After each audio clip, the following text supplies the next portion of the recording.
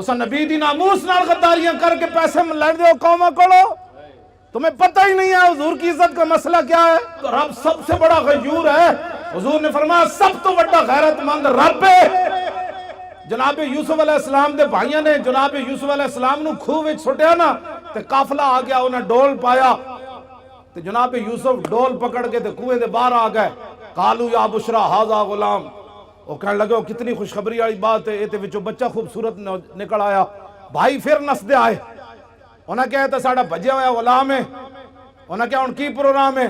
انہیں کہا وشروا بثمن بخس دراہم معدودہ وکانوا فیہ من الزاہدین. انہیں کہا سی یہ غلام بیچنا ہے، نسن دی بڑی بھڑی عادت ہے، چند کھوٹے درہم ہی دے دیو، اسی یہ غلام بیچنا ہے. جناب یوسف دی قیمت لگی بازار مصر وچ. اے علماء کم از کم 6 مہینے جمعہ پڑھا سکتے ہیں سورہ یوسف دے ہوتے، تسی کیوں نہ پڑھان دے جمعے؟ سورہ یوسف پڑھ کے دسو قوم نو کہ جناب یوسف دی صرف قیمت پئی ہے بازار وچ. رب 7 سال قات لے آیا مصر وچ، 7 سال قات سالی آ گئی. دودھ پیندا بچہ بھی جدو جناب یوسف دے پیراں وچ وکیا نہیں سی نا، دودھ پیندا بچہ بھی جدو ماں پیو ویچ کے نہیں سننا گئے، اس وقت تا رب قات نہیں ہٹایا. رب اپنے نبیوں دی عزت دے بارے اتنا غیور ہے، وہ تو جناب یوسف ہے. اور امام الانبیاء کی بات تو ہے ہی نرالی. اسے زندگی نو کچھ نہیں کرنا، اسے زندگی نو. حضرت خبیب بن عدی دی قبر ہے جی کدھر نشان؟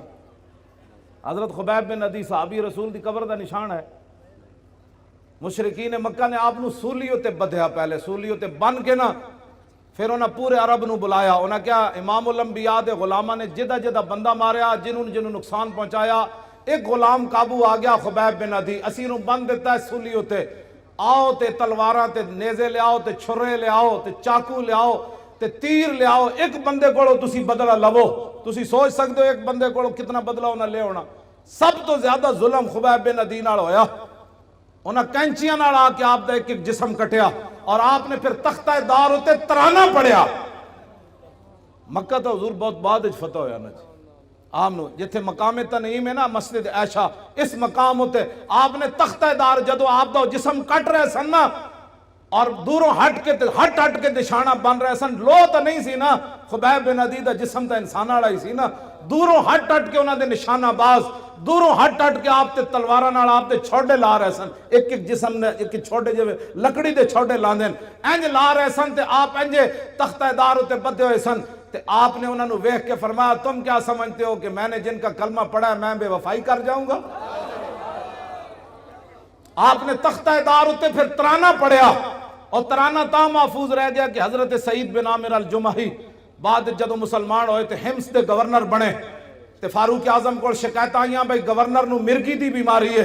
4 شکایتان اے علماء بیان کرو، اور کیوں نہ بیان کر دے تسی سیاست؟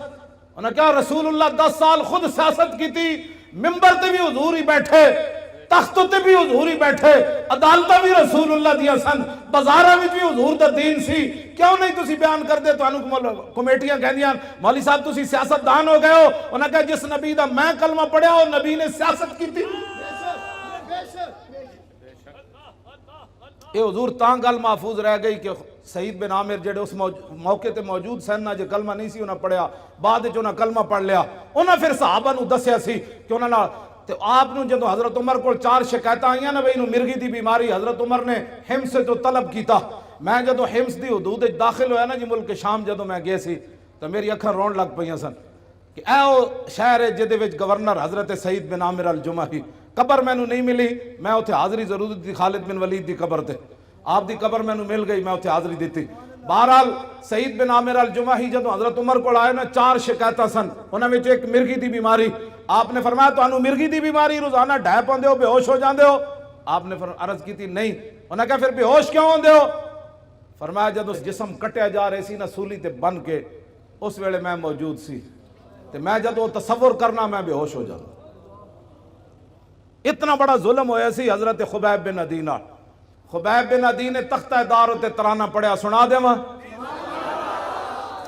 لقد جمع الاحزاب حولی والبوا قبائلهم واستجمعوا كل مجمعی وكلهم مبدل عداوت جاہد علی لانی فی وساق بمضیعی وقد جمعوا ابناهم ونساهم وقربت من جزع طويل ممنعي وقد خيروني الكفر والموت دونا وحملت عيناي من غير مجزعي فلست بمبدل للعدو تخشعا ولا جزعا إني إلى الله مرجعي وما بي حذار الموت إني لمیت ولكن حذاري جحم نار ملفعی. جب آپ کا جسم کٹ رہے سن تو اس شعر دا معنی میں فرمایا میں موت سے نہیں ڈرتا، موت تو ایک دن آنی ہے.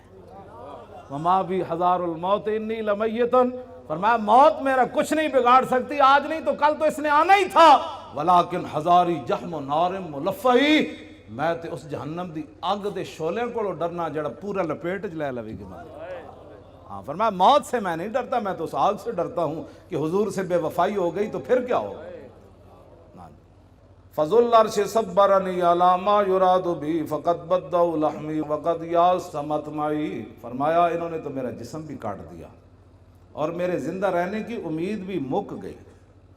ظاہر جسم جب کاٹا جا رہا تھا تو پھر آخر میں چہرے کو انہوں نے تلواریں ماری نا، پھر آخر میں ناک کان انہوں نے کاٹے، آنکھوں کے اندر پھر برچھے تو آخر میں ڈالے نا. انہوں نے کہا کہ انہوں نے تو میرا جسم کاٹ دیا، اب زندہ رہنے کی امید بھی ختم ہو گئی.